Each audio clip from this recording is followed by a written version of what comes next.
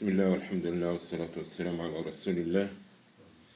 We continue for class number 13, and this is Mukhtasar Minhaj al-Qasidin, summary for the book called Methodology of the Seekers. And inshallah, we're reviewing a new chapter, فصل في بيان الليالي والأيام الفاضلة, which is the last chapter concerning night prayer.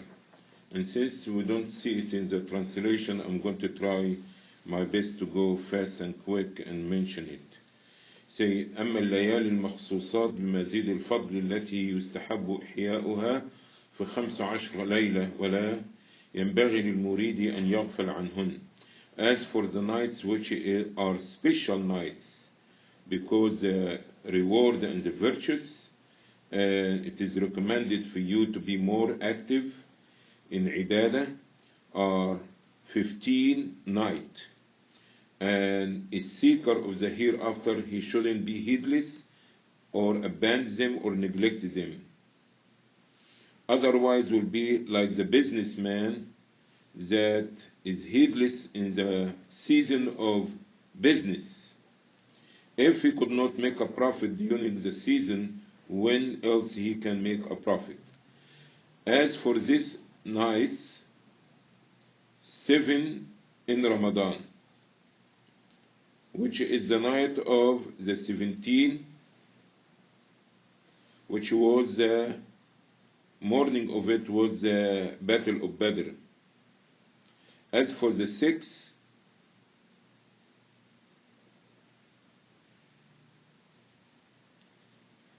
nights that after this, that you should be seeking Laylatul Qadr. As for the 8th nights, which are the nights of Muharram, a night of Ashura, and the first night of Rajab, and the night of Nisf Sha'ban, and the night of the 17th from Rajab, and the night of Nisf Sha'ban, the middle of Sha'ban, and the night of Arafah, and the 2 nights of Eid. And there is mention a hadith and special salawat for these nights. Nevertheless, none of it been confirmed to be authentic. And maybe this is the reason that the brother who translated did not translate this, because we did not have any affirm or any confirmed authority, authentic hadith about the night or the morning of Battle of Badr, or celebrating of Ashura or anything like this. So maybe this is the reason that he did not pay attention or ignore this chapter totally from his translation. Nevertheless, that a part of the written in the Arabic version, وَالْأَيَّامُ الْفَاضِلَةُ فَتِسْعَةَ as for the days which have special virtues, are 19 days.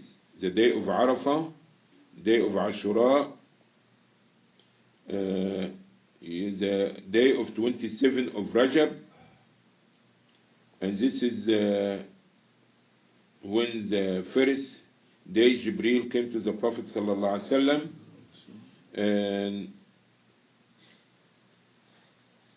and the day which the Battle of Badr took place, and the day which is the middle of Sha'ban, and the day of Jum'ah, and the 2 days of Eid, and the days which are the 10th of the Hijjah, and the days of Ayyam al-Tashriq. And also part of the special days during the week are the Monday and Thursday. And the white days, that means when the moon is full, this is called Ayyam al-Bid, and there is a great virtuous reward about it. And as we see again, that we did not have anything to back up these statements, you understand, So now I can maybe understand why the brother who made the translation did not do it. Now we found in the end of his translation that certain things been put forward or put backwards. So we're going to go and try to read the page number 58 and 59. You got it? Yes. Okay. Bismillah, walhamdulillah, wassalatu wassalam ala rasulillah. Section on the differences of people in regards to the duties. You should know that the travel upon the path of the hereafter does not escape from being in one of the 6 situations. Either he must be one devoted to worship, an alim, a student, or in a position of governance, one who is gainfully employed, or one overcome by the love of Allah who busies himself solely with him and nothing else. So the first, which is the worshipper, is the one who has cut himself off from occupation for the sake of worship. So he should feel all of the duties which we mentioned. And it is possible that their duties differ, for the condition of the worshippers amongst the Salaf differed. Some of them used to busy themselves mainly with recital of the Quran. Some of them used to make continuous zikr. Some of them used to perform salah a lot, and some would make tawaf a lot. So if it is said which of these duties should most of one's time be given to, then you should know that reciting the Quran while standing in salah and reflecting combines all of that. However, it may be hard to be continuous in that, and what is best differs according to different people's situation. The main aim of these duties is to purify the heart and cleanse it. So the seeker should look at which of these has the strongest effort with him and be continuous in that. And if he becomes weary, then he should move on to the next. Abu Sulaiman ad-Darani said, if you find your heart present in standing, then do not make ruku'. And if you find it present in ruku', then do not rise from it. The second, which is the alim, is the one from whose knowledge the people benefit in legal ruling, studies, writing books, or admonition. So his program of duties differ from that of the worshipper, as he needs to look over books and to write and benefit the people. So if he fills his time with that, then this is the best thing for him to busy himself with after the obligatory duties. And we refer by the knowledge that is better than worship to that which point the hereafter and helps in treading its path. And the best course for the alim also is to divide up his time, as the soul cannot be patient with filling all of his time with knowledge. So it is proper that he single out the time between dawn and sunrise for making zikr and other duties we mentioned earlier. Then, after sunrise until the time of duha, he should teach and benefit the people. If he has no students, then he should use that time for reflecting upon knowledge. For the cleanliness of the hearts after having made zikr and before turning to worldly concern aids in understanding problematic issues. Then, from the time of duha until asr, he should busy himself with writing and revision, not leaving that except to eat, to perform wudu, or the obligatory salah, or to take qaylula, which is a nap. And from asr until the time of the sun's declining and becoming yellow, he should listen to what is read to him, such as tafsir or hadith or beneficial subjects. Then, from the time of the sun's decline until sunset, he should busy himself with zikr and istighfar. So, his first duties are those of the tongue. His second are those of the heart by reflection. His third are those of the eyes and hand by revision and writing. And his fourth, which is after Asr, are those of the ear, so as to rest their eyes and hand. For reading after Asr and writing is likely to harm the eye. As for the night, then the best division of it is that of Ash-Shafi'i, for he used to divide it into 3 parts. The first third for writing, the second for salah, and the third for sleep. As for summer, then it is possible that he be able to handle that unless most of his sleep is during the daytime.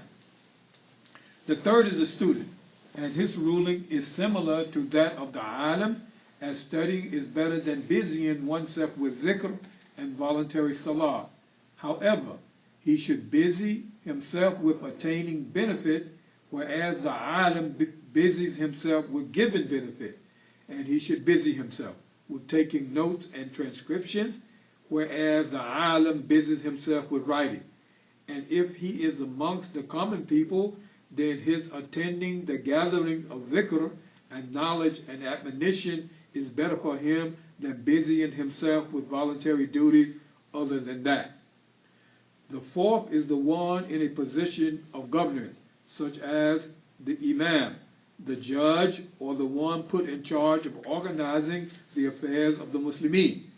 So for him, fulfilling the needs of the Muslims and their interests in a manner concerning with the Sharia, and with sincerity is better than duties previously mentioned, as it is an act of worship whose benefit is general. So it is proper that he make do during the daytime with upholding the obligatory duties of the night. The fifth is the one gainfully employed while he needs to earn a living for himself or his family.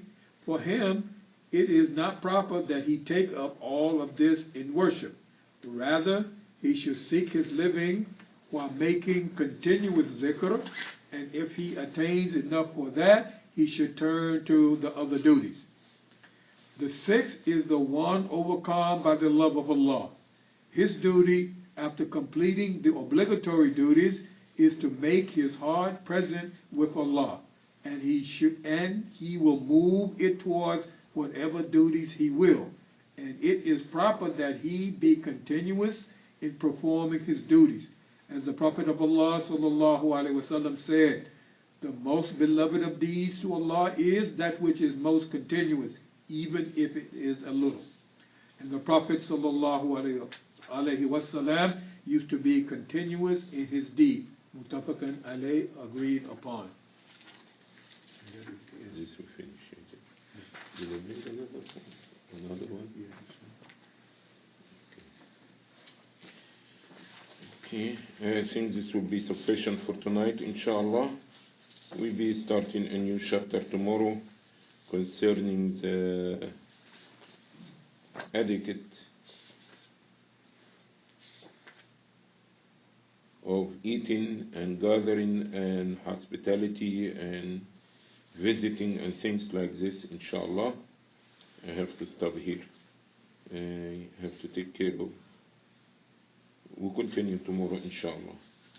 جزاكم الله خيرا. سبحانك اللهم وبحمدك نشهد أن لا إله إلا أنت نستغفرك ونتوب إليك. So this will be number 14, class number 14 coming.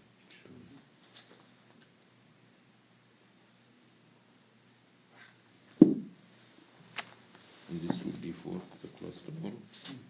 And this will fix it, inshallah. جزاك الله خير. If you could not hold it up until Isha, you can stretch, or you can go stretch home.